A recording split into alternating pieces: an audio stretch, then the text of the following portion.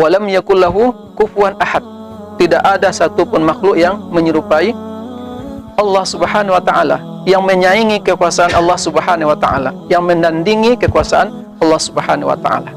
Allah Maha hidup, tidak ada mati-matinya. Allah Maha kaya, tidak ada miskin-miskinnya. Allah Maha mulia, tidak ada hina-hinanya. Beda dengan manusia. Kepintaran, kekayaan, jabatan yang tinggi, kemuliaan, semua akan kita tinggal.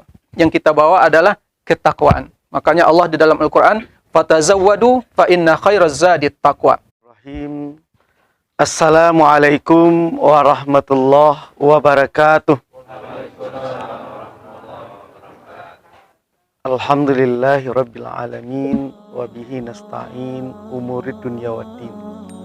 Asyhadu an la ilaha illallah wahdahu la syarikalah, wa asyhadu anna Muhammadan abduhu wa rasuluh la nabiyya ba'da.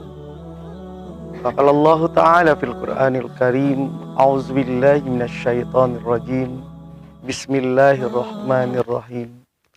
Ya ayyuhallazina amanu ista'inu bis-sabri was-salah. Innallaha ma'as-sabirin. Wa la taqulu liman yuqtalu fi sabilillahi amwat, bal ahya'u walakin la tash'urun. Wa lanabluwannakum bisyai'in minal khawfi wal ju' wa naqsim minal amwal wal anfusi was samarat wa bassiris sabirin. Ambo atas nama mewakili pengurus Masjid Akbar Baitur Rahman, kalau melihat bagaimana almarhum bergaul, beliau adalah orang yang aktif di masjid untuk menyemarakkan dan memakmurkan masjid. Karena pada saat sekarang ini beliau janji Allah terhadap beliau sudah sampai. Ya, ini bapanda kami, ayanda kami, almarhum Bapak Sulaiman dalam usia 78 tahun. Ya. Jadi terlebih dahulu atas nama jemaah dan pengurus, kata yang kami sampaikan adalah tiada lain. Kami mohon maaf yang sebesar-besarnya atas tingkah, perkataan, perbuatan yang mungkin menyakiti hati beliau, baik disengaja maupun tidak disengaja. Karena apa? Karena namanya pergaulan, mungkin ada kato nan capek tak katawan, kok tangan capek tak jamboan. Dan itu semata-mata karena kelemahan dari kami, baik secara pribadi maupun secara jemaah Masjid Akbar Baitur Rahman yang bergaul dengan beliau. Dan sebagai tausiah pada malam hari ini, kami mohon santapan rohani. Dan sebelum itu, mungkin dari pengurus Masjid Akbar Baitur Rahman nanti ada sosial. Kami mohon nantinya Ibu, kalau ada satitik tolong dilawikan, sagumpa tolong digunakan. Itu semata-mata adalah kegiatan silaturahmi. Mudah-mudahan kita semua saling mendoakan dan satu untuk dekat kepada Allah Subhanahu wa taala. Baiklah, kepada Al-Ustaz Dedi Afdal LCMUD kami persilahkan. Bismillahirrahmanirrahim. Assalamualaikum warahmatullahi wabarakatuh. Alhamdulillahirabbil alamin. Assalatu wassalamu ala asyrafil anbiya wal mursalin wa ala alihi wa ashabihi ajma'in. Asyhadu an la ilaha illallah wahdahu la syarika lah, wa asyhadu anna Muhammadan abduhu wa rasuluh la nabiyya ba'da amma ba'd. Kita bersyukur kepada Allah. Kita masih diberikan oleh Allah umur, masih diberikan oleh Allah kesehatan, sehingga kita masih bisa menyiapkan bekal-bekal yang akan kita bawa menuju kampung yang abadi. Kalau kita lihat masih banyak kawan-kawan kita, ada di antara saudara-saudara kita yang belum mempersiapkan bekalnya, yang lalai di atas dunia ini. Dengan hadir ke tempat ini, mudah-mudahan itu mengingatkan kita, membuat kita semangat untuk menyiapkan bekal-bekal. Mungkin hari ini ayahanda, orang tua kita yang pergi, Bapak almarhum, Pak Sulaiman, mungkin bisa jadi minggu depan atau tahun depan kita yang menyusul beliau. Dengan hadirnya kita di sini mudah-mudahan menjadi iktibar untuk menambah, meningkatkan ketakwaan kita kepada Allah Subhanahu wa taala. Salawat dan salam semoga disampaikan kepada Nabi kita yang mulia, yaitu Nabi Muhammad sallallahu alaihi wasallam. Allahumma salli ala Muhammad wa ala ali Muhammad. Bapak-bapak, ibu-ibu, kaum muslimin, kaum muslimat, jamaah Masjid Akbar rahimakumullah. Allah Subhanahu wa taala berfirman di dalam Al-Qur'an surat Al-A'raf ayat 34. A'udzu billahi minasyaitonir rajim. Bismillahirrahmanirrahim. Wa likulli ummatin ajal. Setiap manusia itu, setiap umat Nabi Muhammad itu pasti mempunyai ajal. Fa idza jaa ajaluhum, apabila ajal mereka sudah datang, sudah sampai, la yastakhiruna sa'ah, tidak bisa diundur sesaat pun dan tidak bisa dimajukan. Hari ini kita sudah lihat, kita sudah saksikan bahwasanya janji Allah itu pasti. Bapak orang tua kita, Bapak Sulaiman, sudah pergi mendahului kita, meskipun anaknya, cucunya masih sayang-sayangnya, masih cinta kepada beliau, tetapi tidak bisa ditunda, diundur, atau memohon, menangis pun kita minta kepada Allah tidak bisa, karena sudah datang ajalnya. Itulah yang disebut dengan kematian, berpisahnya antara suami dan istri, orang tua dengan anak, berpisah dengan keluarga, berpisah dengan karib kerabat, berpisah dengan jamaah. Itulah yang disebut dengan kematian. Kapan kita berjumpa lagi? Berjumpa lagi nanti kalau kita nasib baik, berjumpa di surganya Allah Subhanahu wa taala. Apa hikmah dari kematian yang kita lihat dalam kehidupan kita sehari-hari?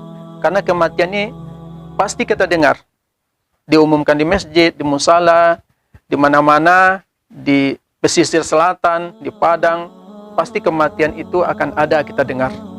Lalu apa hikmah yang bisa kita petik, yang bisa kita ambil? Yang pertama adalah bahwasanya kematian itu menunjukkan akan kebesaran Allah Subhanahu wa taala, yang maha segala-galanya, yang maha berkuasa. Tidak ada yang berkuasa selain dari Allah Subhanahu wa taala. Apa yang dikatakan oleh Allah pasti. Setiap umat pasti meninggal, dan itu pasti, itu perkataan Allah, tidak bohong. Kemudian Allah berkuasa, walam yakul lahu kufuwan ahad, tidak ada satupun makhluk yang menyerupai Allah Subhanahu wa taala, yang menyaingi kekuasaan Allah Subhanahu wa taala, yang menandingi kekuasaan Allah Subhanahu wa taala. Allah maha hidup, tidak ada mati-matinya. Allah maha kaya, tidak ada miskin-miskinnya. Allah maha mulia, tidak ada hina-hinanya. Beda dengan manusia. Kalau kita ambil hikmah ini, maka akan menjadikan kita orang yang tawadu, menjadikan kita sadar bahwa sesungguhnya apa yang kita miliki di atas dunia ini hanyalah sementara. Hanyalah sementara, bukan milik kita selama-lamanya. Dunia ini sementara. Harta yang kita cari, mau tidak mau, suatu saat pasti kita tinggalkan. Istri yang kita cintai, pasti kita tinggalkan. Begitu juga suami. Suami yang kita sayang-sayang, yang kita harapkan, yang kita butuhkan, suatu saat pasti kita berpisah dengannya. Anak-anak yang kita banggakan, pintar, kaya, memiliki jabatan yang tinggi, pasti suatu saat akan kita tinggalkan, mau tidak mau. Karena yang berkuasa, yang tidak ada mati-matinya itu adalah Allah Subhanahu wa ta'ala. Kalau manusia pasti mati, pasti miskin. Bagaimana kita lahir ke atas dunia, begitu juga nanti kita pergi menghadap Allah Subhanahu wa ta'ala. Kan tidak ada orang kita lihat hari ini Dia meninggal, dia pergi, dikenakan jas, dibawa mobil, dibawa harta, gelang, emas, perhiasan, semua tidak ada. Semua dibuka, ditinggalkan. Kita pergi menghadap Allah dalam keadaan miskin. Jadi hikmah dari kematian itu adalah bahwasanya sesungguhnya yang berkuasa di atas dunia ini adalah Allah Subhanahu wa taala. Ketika kita memiliki harta, ketika banyak harta tua, jangan sampai membuat kita angkuh, membuat kita sombong. Ketika tinggi jabatan kita, jangan sampai membuat kita angkuh dan sombong. Ketika tinggi ilmu kita,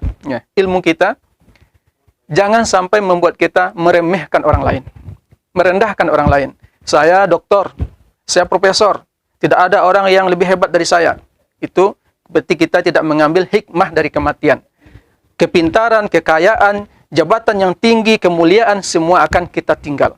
Yang kita bawa adalah ketakwaan. Makanya Allah di dalam Al-Quran, "Fatazawwadu fa inna khairaz zadi taqwa." Berbekallah kalian, cari perbekalan, kata Allah, sebaik-baik perbekalan adalah takwa. Bapak-bapak, ibu-ibu, kaum muslimin, kaum muslimat, jamaah Masjid Akbar rahimakumullah. Kemudian yang kedua, hikmah dari kematian yang bisa kita ambil, kita petik adalah bahwa sesungguhnya hidup ini tidak akan pernah lepas dari yang namanya ujian. Ya Bapak Ibu, hidup ini tidak akan pernah lepas dari ujian. Banyak ujian, sakit, kekurangan harta, kemudian ujian keluarga, ditinggalkan suami, ditinggalkan istri, ditinggalkan anak, ya, karena meninggal. Sebagaimana ayat ini dibacakan oleh Bapak pengurus kita tadi, "Walanabluwannakum bisyai'im minal khaufi wal ju' wa naqsim minal amwal wal anfus wath thamarat wa basyiris sabirin." Ketika kita diuji dengan berbagai macam ujian yang disebutkan tadi, bagaimana? Qalu inna lillahi wa inna ilaihi raji'un. Ketika kita diuji berbagai macam ujian, kekurangan harta, kematian, apa yang kita ucapkan? Inna lillah wa inna ilaihi raji'un. Semua berasal dari Allah dan juga akan kembali kepada Allah Subhanahu wa taala. Ini hidup kita adalah ujian. Maka orang yang bersabar, orang yang ikhlas, dia akan mendapatkan pahala yang banyak. Namun orang yang tidak ikhlas, tidak ridho dia, menggerutu dia, maka dia tidak akan mendapatkan apa-apa. Mudah-mudahan keluarga yang ditinggalkan oleh almarhum, anak, cucu, kalau ada istri juga yang ditinggalkan, mudah-mudahan keluarga ahli waris bersabar dengan apa yang menimpa. Ini ibu anak Bapak almarhum Sulaiman ya. Mudah-mudahan ibu bersabar dengan ujian ini. Mungkin ibu bersedih, menangis, saya ingin berbakti kepada bapak saya masih ingin merawat bapak saya masih ingin memuliakan bapak saya. Masih ada caranya. Ketika orang tua kita sudah tiada, bapak kita sudah pergi, ibu kita sudah pergi, masih ada caranya kita berbakti, memuliakan orang tua kita. Ini sesuai pertanyaan sahabat kepada Nabi Muhammad SAW. Ya Rasulullah, masih ada tidak kesempatan untuk saya berbakti kepada kedua orang tua saya sepeninggalan mereka? Ketika mereka sudah pergi, sudah meninggal, masih bisa tidak saya berbakti? Kata Nabi, na'am, masih bisa. Bagaimana caranya? Caranya adalah berdoa untuk orang tua kita. Atau minta ampunkan untuk orang tua kita. Ya Allah, ampuni dosa kedua orang tuaku. Muliakan orang tuaku. Muliakan ayah saya. Muliakan ibu saya. Ini anak yang berbakti. Masih ingat orang tuanya. Meskipun orang tuanya sudah tiada. Tidak ada lagi orang tuanya, tapi dia masih ingat. Tetapi anak yang tidak pandai berbakti, orang tuanya sudah tiada, betul-betul lupa dia selama-lamanya. Jadi kalau ada bapak-bapak, ibu-ibu yang tidak ada mendoakan orang tua, berarti itu bukan termasuk anak yang soleh. Ya. Orang tua kita sudah pergi, kita masih bisa berbakti, berbuat baik. Caranya kata Nabi, doakan orang tua kita. Minta akan ampun untuk orang tua kita. Ya. Makanya mudah-mudahan dengan ceramah takziah ini menjadikan kita anak-anak yang soleh dan anak yang solehah. Meskipun orang tua kita sudah tiada, saya yakin di sini bapak-bapak mungkin sudah kehilangan orang tuanya. Ibu-ibu sudah tidak punya orang tua lagi. Masih bisa kita berbakti kepada kedua orang tua kita. Kemudian yang ketiga, yang terakhir, hikmah dari kematian yang bisa kita petik, yang kita ambil pelajaran adalah dengan kematian seperti ini bisa melembutkan hati kita. Dengan mengunjungi atau mengantarkan jenazah, memandikan jenazah, itu bisa melembutkan hati kita. Bahwasanya suatu saat pasti kita yang akan dimandikan, pasti kita yang akan dikafani, pasti kita yang akan diantarkan ke kuburan, pasti kita disolatkan. Karena hidup itu berputar, bergilir. Hari ini kita yang memandikan, besok kita yang dimandikan. Itulah hidup. Jadi dengan mengantar jenazah, dengan takziah seperti ini, itu bisa melembutkan hati kita. Suatu saat saya yang ditakziahi, rumah saya yang dikunjungi oleh jamaah Masjid Akbar. Hari ini kita ke sini. Bisa jadi berapa tahun, berapa bulan yang akan datang, kita ini di rumah salah satu yang ikut takziah ke sini. Ini adalah suatu kepastian, tidak bisa diingkari. Maka dengan kita datang ke sini, mudah-mudahan bisa melembutkan hati kita. Ada seorang sahabat bertanya kepada Rasulullah SAW, "Ya Rasulullah, man aqyasun nas?" Siapa orang yang paling hebat, yang paling pintar? Mungkin kalau ditanyakan hari ini, ditanyakan ke orang-orang di luar, siapa orang yang pintar? Pasti mereka menjawab, yang pintar itu adalah profesor. Bisa dia dapat gelar profesor. Dia mendapat penghargaan, bisa menulis buku sekian banyaknya. Tetapi kata Nabi bukan itu. Kata Nabi adalah, orang yang pintar itu adalah aktsaruhum dzikran lil maut. Orang yang banyak mengingat kematian. Wa asyadduhum isti'dadan lahu. Bukan hanya sekadar ingat, tetapi wa asyadduhum, kuat persiapannya untuk itu.